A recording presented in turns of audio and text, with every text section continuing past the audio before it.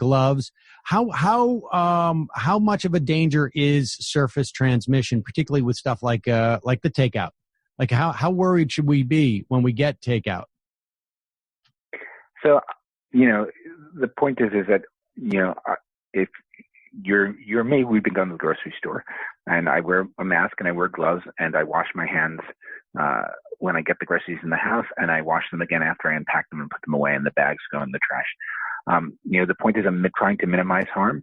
And the reason I wear gloves in the store is because I figure there's lots of touch points in the store where people have put their hands before me. I also bring, antibacterial wipes, which I've had in the house, to the store and wipe down the cart. I mean, it all seems like overkill, but we all now know too many people who've had, if they've not gotten sick themselves, they have a friend or a relative who has. And so when you're in these situations where there's people like a grocery store or a big box store, you want to be able to make sure that they have sufficient room. And I went by Home Depot yesterday, and there's a line to get in. They were metering the number of people who went to that store. You had to wear a mask. There was tape on the floor at the registers, so you were 6 feet away from the next person in front of you.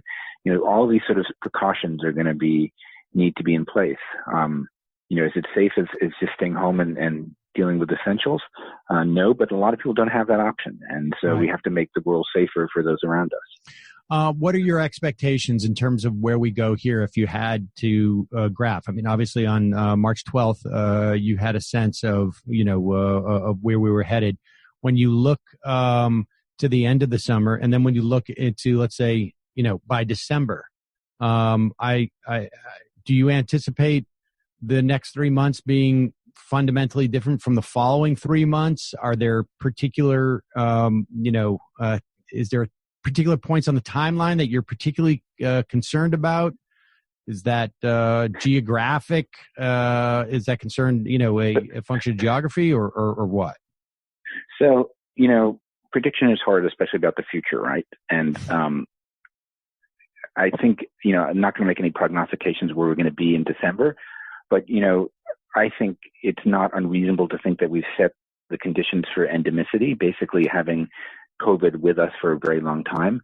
We haven't done what other countries have done where, there's no case, they quickly swept in, got their initial cases under control. And when they've seen the other ones come in, they've gotten them under control as well.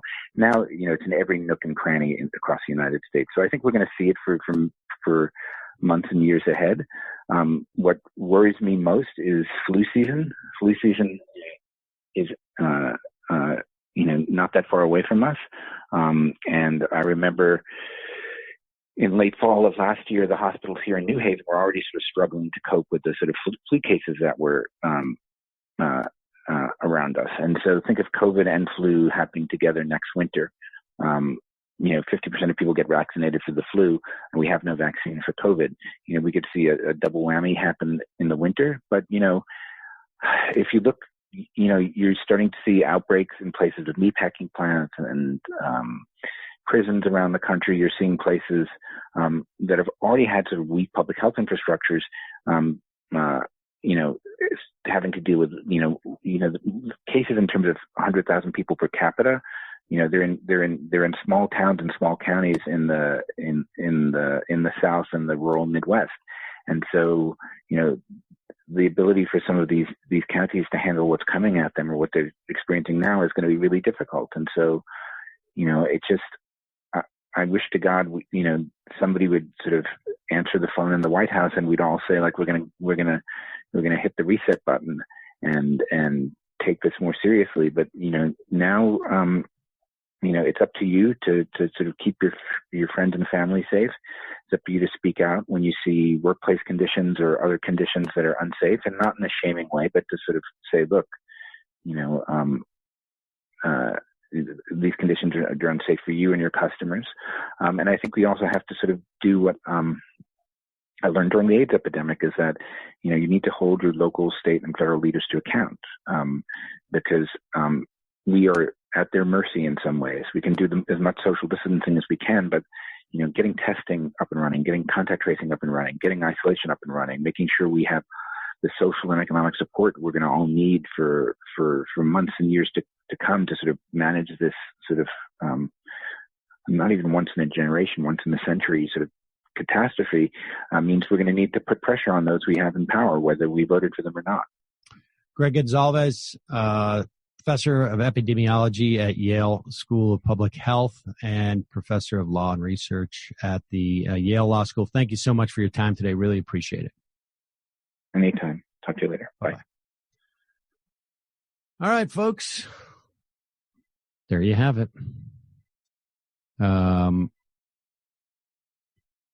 I think people, for the most part, know the general principles that you got to follow. Close quarters, not good. I think, my understanding of the literature on this suggests that most transmissions happen where people catch it outside and then bring it home to multiple family members. Not necessarily outside, I mean outside the home. There's not a lot of documented cases of people catching it outside per se, but it's hard to know how much. I think that's also a function of like wearing a mask and whatnot. So stay safe. Nothing really has dramatically changed, and we have really screwed the pooch in many respects, and the pooch can't get unscrewed, as it were. But we shall endeavor to persevere, I guess. Picked that up from Josie Wales. I think it was Outlaw Josie Wales, that movie. Anyways, folks, just a reminder, it's your support that makes this show possible. When you join the Majority Report, not only do you get the free half free of commercials, although we should, Matt, will you keep the CBD in for members today? Sure. Let them just hear that, because we want to get that deal out to everybody, because fans of the show, and it's also very helpful. Believe me, I hit that stuff hard, I think. Maybe earlier in the day. But be that as it may, your support makes this show possible. And when you become a member, we give you extra content almost every single day. Almost every single day. Not always, but the vast majority of times. You can become a member at jointhemajorityreport.com. Also, don't forget the AM Quickie, amquickie.com. You can sign up there. And don't forget, check out TMBS. They're live tonight. Matt, who's on TMBS this week? Give me 1 second. I need to pull that up. It's Wozni Lambre. Right, Woz is going to be on, and we have another guest here. I think they emailed me the outline. Yes, here it is. And we have, it's just Wozni Lambre, and then Daniel Bessner in the post game. So yeah, there it is. You can check that out at on Michael Brooks's YouTube page. That's youtube.com/The Michael Brooks Show. You can go to patreon.com, TMBS. And Nomi. Morning. Afternoon there. Morning good here. Afternoon here. Also feels like afternoon here. How have you been? I've been well. It's hot in Arizona. That's the update. We've made it into the endless summer. There's 2 seasons in Arizona. There's not summer, but almost summer, and summer. So super hot and super, super hot. Yes, exactly. So no, things are the same, cooking, fighting. You're cooking? Family. That's good. A lot of cooking. I've become the house cook. I've declared myself the master. Well, you got to speak softly now, because you're about to criticize your whole family. It's not like I'm airing or anything. I'm like a little bit of a foodie snob. I think I think New York does that to you. Anybody who lives in New York knows what I'm talking about. And just, I'm used to those standards, so I'm experimenting. I didn't know I had these skills. It might be what I fall back on, being the house cook. What's happening on the Nomi Key show? So this week we have Reed Lindsay, who's an investigative reporter. He's been based in Cuba for the last 2 years, doing extraordinary reporting. He's done a lot of investigative work all over the world. Libya, Egypt during the Arab Spring. But he's been in Cuba, and he's been covering how Cuba has responded pretty effectively to COVID and sent out doctors all around the world to aid other countries. And it's a really fascinating interview. Like, I learned that Cuban doctors, highly trained, that are being sent all over, there's a monetary aspect of it. So Cuba actually earns money, and so do these doctors, when they work with other countries that need their assistance. And it's not just through COVID, it's other other crises that might happen, like Venezuela, for instance. And then we have Shahid Buttar to spend, some time shitting on Nancy Pelosi. Fantastic. He's awesome. He's incredibly so smart. Bright guy. So smart. That man needs to be in Congress. If this is where we're going, the next generation, I feel that's what makes me feel better in moments of anxiety.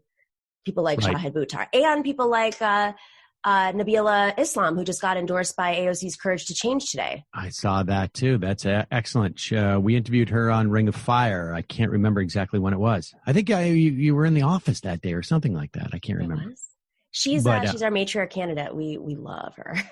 Yeah, that's awesome. Well, we'll talk more about Nancy Pelosi in the fun half, because she really let Donald Trump have it, boy. Oh, boy, does she just nail that guy.